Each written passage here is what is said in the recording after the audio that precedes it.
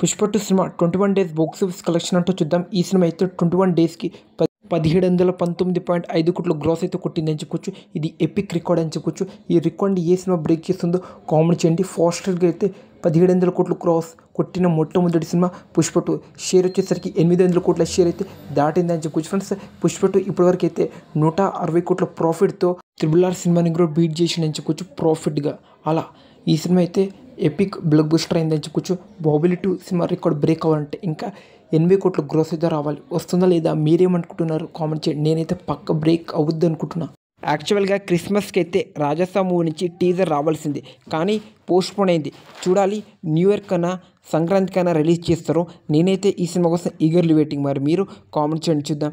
పక్క చెప్తున్నారు కదా, ఈ సినిమా అయితే మార్చ్ మంత్ నుంచి ప్రీపోన్ లేకపోతే పోస్ట్పోన్ అయితే అవుతుంది. మీరేమనుకుంటున్నారు? రాజాసాబ్ సినిమా పోస్ట్పోన్ అవుతుందా లేదా? టీజర్ యాక్చువల్గా క్రిస్మస్కి రావాల్సింది, బట్ మూవీ టీం ఏమనుకున్నారో ఏమో కానీ పోస్ట్పోన్ అయితే చేసుకున్నారు.